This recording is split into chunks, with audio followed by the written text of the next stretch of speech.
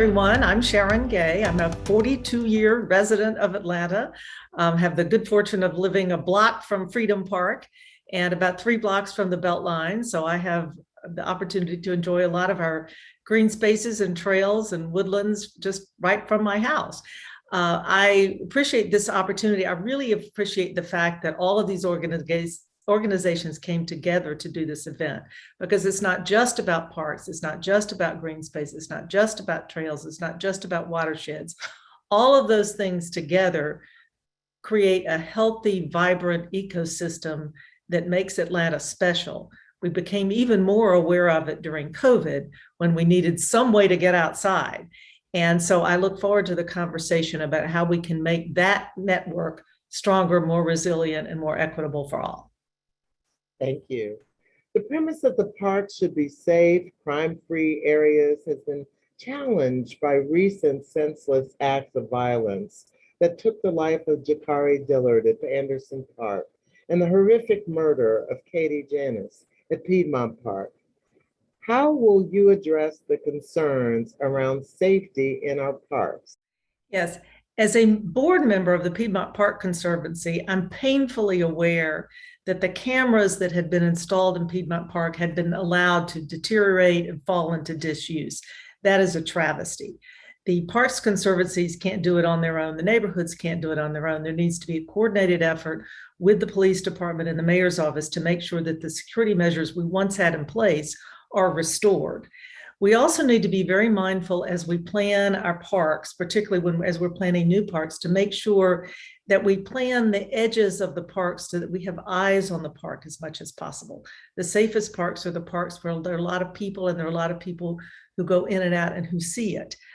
We also, as part of our policing strategy, need to make sure that we're implementing 21st century smart policing techniques and getting the police back into the neighborhoods and work with our neighborhoods to address the sources of crime before they erupt. How will you ensure that major new park investments do not displace existing members of the community who cannot afford higher rents and taxes that are likely to result from quality of life improvements? The key is to recognize that these are not just parks investments, as the question phrased it. These are community investments. For far too long, our city has been governed by top down.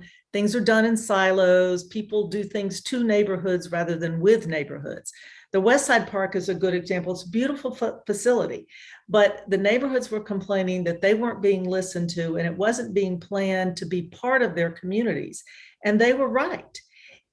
We need to do great public investments to build a great city. Beltline you used as another example, but we need to make sure that we don't just treat it as a silo activity just by the Parks Department, but you need to look at housing, transportation, infrastructure, connectivity, bike, pedestrian paths, the things that need to be in place to make sure that the park works for the residents who live nearby, and also that you continue to build enough housing that as the property values rise, as they likely will when you make great public investments, that there's enough housing supply that you don't have a run up in prices. So the key is to be place-based planning with our neighborhoods, not do top-down siloed planning to our neighborhoods. So the next question, through the public engagement process for Activate ATL, which is the Department of Parks and Recreation's 10-year master plan, we learned that 24% of City of Atlanta residents reported that park facilities are not well maintained. And this is double the national average. Park maintenance and improvement related issues are the #1 reason that prevents Atlantans from using parks and recreational facilities. So how will you address the lack of adequate resources and funding for park maintenance, especially as new parks and trails are developed? This is a huge issue, and this holds us back in terms of acquiring philanthropic and private donations to acquire new green space, because our private partners don't trust us to manage what we've got today. So we're going to have to be very thoughtful and intentional about modernizing our procedures, looking carefully at the budget to see where there are things that can be reallocated toward parks. We may have to spend more, but we're going to have to bring parks maintenance up to the 21st century standards that we expect of this city.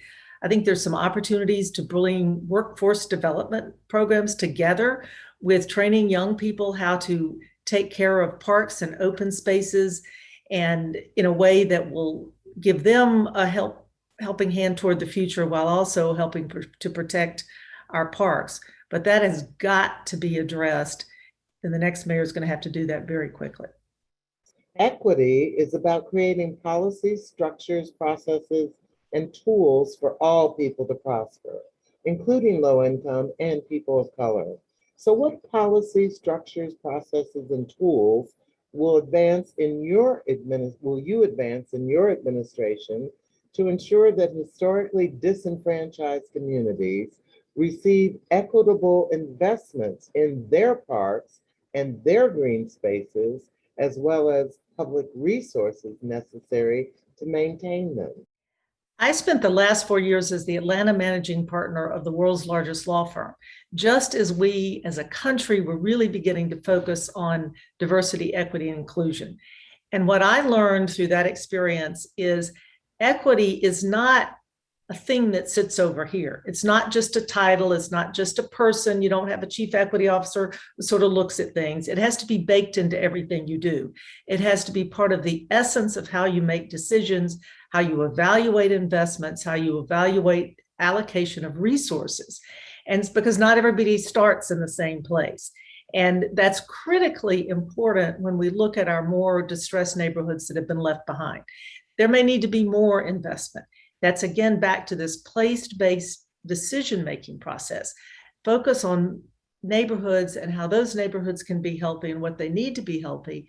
And with regard to the parks and the green space, they may not have sidewalks to get to the park, but really look at a granular level about how the city's investments and management and maintenance can be employed to meet people where they are in their own neighborhoods and make sure that we indeed are using our resources in an equitable manner so that all of our neighborhoods can thrive. The Atlanta City Design, adopted into the city charter in 2017, aims to protect and expand Atlanta's watersheds, forests, and habitat in the face of rapid urbanization. It proposes additionally large investments in new parks, along with an approach to growth that focuses new development in appropriate areas while protecting ecologically valuable areas as conservation corridors.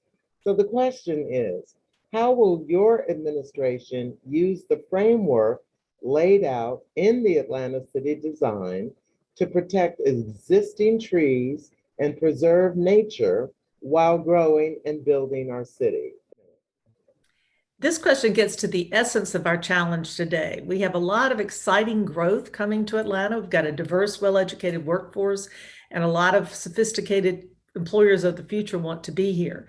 But we've got to manage our growth so that we can grow in a sustainable and equitable manner. And that framework really sets the basis for that. Once again, we can't operate in silos. Parks and watersheds are governed in two different departments of the city, but they both are related to our public open space.